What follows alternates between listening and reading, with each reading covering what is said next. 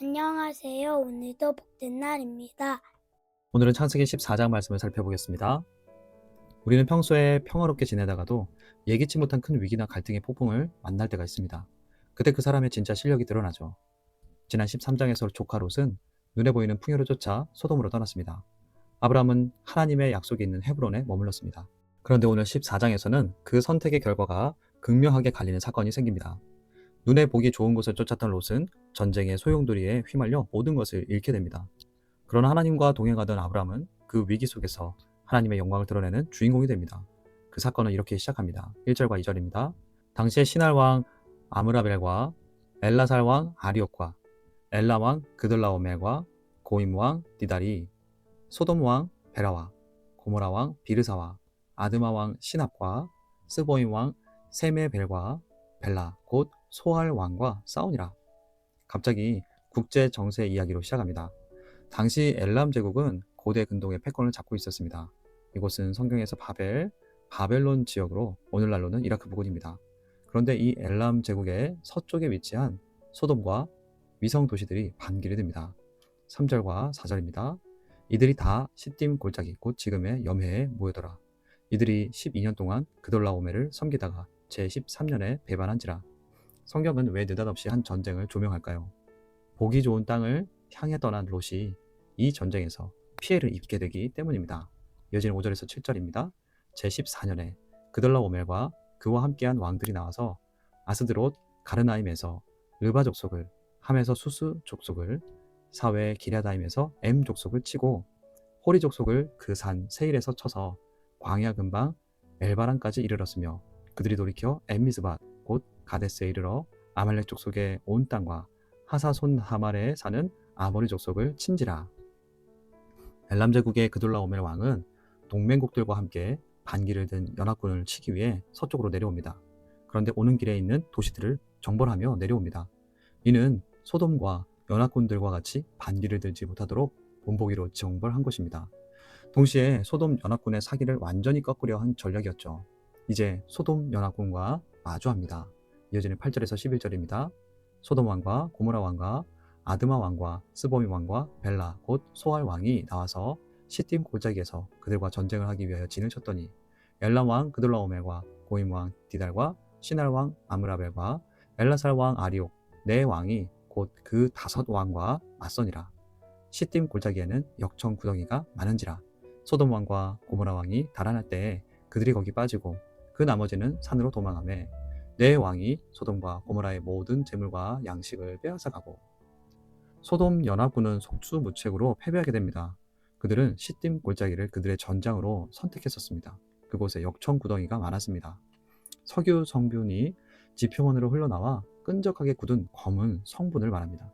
오늘날 바닥 아스팔트 공사를 할 때 끈적끈적한 검은 문체를 생각하면 이해가 됩니다. 이 시딤에는 이런 물질이 땅에서 솟아나와서 연못처럼 고여 있었습니다. 이 물질로 접착제로 쓰고 방수 처리로도 씁니다.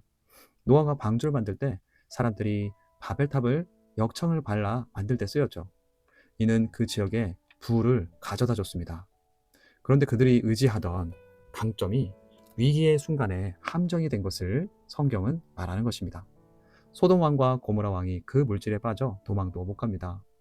하나님 없는 번영을 의지한 소돔과 주변 나라들, 그리고 롯에 대해서 말씀하는 것입니다. 이어지는 말씀 12절 말씀입니다. 소돔에 거주하는 아브라함의 조카 롯도 사로잡고 그 재물까지 노력하여 갔더라. 롯은 그동안 모은 모든 것을 한순간에 잃어버리고 포로로 잡혀갑니다. 롯이 선택했던 여호와의 동산 같은 땅, 소돔은 전쟁과 심판의 위험이 도사리는 불안한 땅이었습니다. 세상의 풍요는 결코 안전을 보장해주지 못한다는 사실을 보여줍니다. 롯은 어떻게 됐습니까? 이어지는 13절에서 16절입니다. 도망한 자가 와서 히브리 사람 아브라함에게 알리니 그때 아브라함이 아모리 족속 마므레의 상수리 숲을 근처에 거주하였더라. 마므레는 에스골의 형제요 또 아넬의 형제라. 이들은 아브라함과 동맹한 사람들이었더라. 아브라함이 그의 조카가 사로잡혔음을 듣고 집에서 길리고 훈련된 자 318명을 거느리고 단까지 쫓아가서 그와 그의 가신들이 나뉘어 밤에 그들을 쳐부수고 다메섹 왼편 호바까지 쫓아가 모든 빼앗겼던 재물과 자기의 조카 롯과 그의 재물과 또 부녀와 친척을 다 찾아왔더라. 아브라함은 모세의 소식을 듣고 훈련된 자 318명을 데리고 갑니다.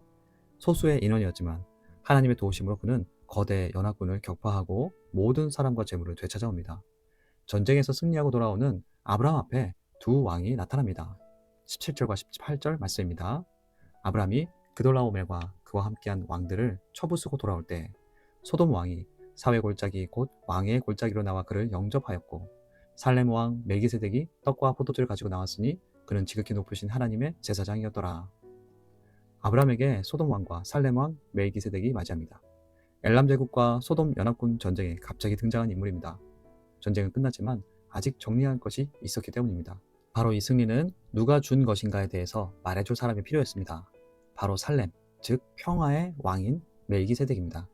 살렘은 아브라함이 북쪽에서 전쟁을 마치고 헤브론으로 돌아오는 길에 위치한 예루살렘으로 봅니다.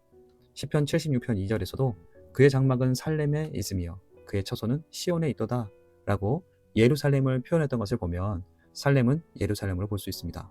그리고 멜기세덱의 의미는 의의 왕이라는 뜻입니다. 누구의 아들이란 말도 없이 갑자기 등장해서 성경은 그를 평화의 왕, 의의 왕인 예수님을 미리 보여주는 인물로 설명하기도 합니다. 그는 하나님의 제사장으로 등장했습니다.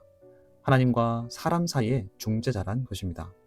멜기세덱은 지친 아브라함의 군대에게 빵과 포도주를 주며 말합니다. 19절에서 20절입니다. 그가 아브라함에게 축복하여 이르되 천지의 주제이시오 지극히 높으신 하나님이여 아브라함에게 복을 주옵소서. 너의 대적을 네 손에 붙이신 지극히 높으신 하나님을 찬송할지로다 하매 아브라함이 그 얻은 것에서 10분의 1을 멜기세덱에게 주었더라. 그는 이 승리는 하나님께서 주신 것이라는 말씀을 전하기 위해 이렇게 잠깐 등장했습니다. 아브라함의 능력이 아니었습니다. 하나님이 주신 승리였습니다. 그러자 아브라함은 율법과 11조 제도도 없었지만 멜기세덱에게 11조를 드립니다.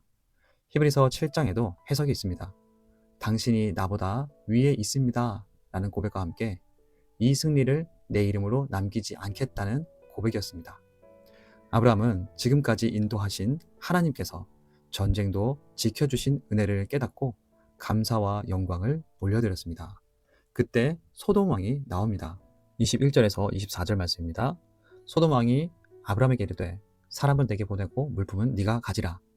아브라함이 소돔 왕에게 이르되 천지의 주제시여 지극히 높으신 하나님 여호와께 내가 손을 들어 맹세하노니 네 말이 내가 아브라함으로 치부하게 하였다 할까 하여 네게 속한 것은 실 한 오락이나 들매끈 한 가닥도 내가 가지지 아니하리라. 오직 젊은이들이 먹은 것과 나와 동행한 아넬과 에스골과 마물의 분깃을 제할지니 그들이 그 분깃을 가질 것이니라. 소돔 왕은 말합니다.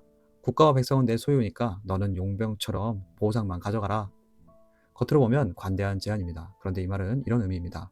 그래도 네가 잘 된 건 다 나 덕분이잖아. 그래서 아브라함이 단호하게 말합니다. 소돔 왕이 아브라함을 부자로 만들었다 라고 하지 못하게 하겠다. 이것은 인생의 주인 이야기입니다. 말씀을 정리합니다. 당시 고대 근동의 패권을 쥐고 있던 엘람 왕 그돌라오멜. 그러나 성경은 말합니다. 세상의 중심은 그돌라오멜이 아니라 아브라함과 함께 하시는 하나님이다. 아브라함은 이 유혹 앞에서 멜기세덱의 인도로 하나님을 바라봤습니다. 하나님은 가나안 입성을 앞두고 전쟁을 치를 이스라엘에게 말씀하십니다. 너희가 들어갈 땅에서 전쟁하면 그 승리는 누가 준 것이냐? 이스라엘의 정체성은 전쟁에서 이기는 것이 아닌 승리를 주시는 분이 누구인가? 승리를 주신 하나님께 영광을 올려드리고 예배하는 자들임을 알려주시는 것입니다.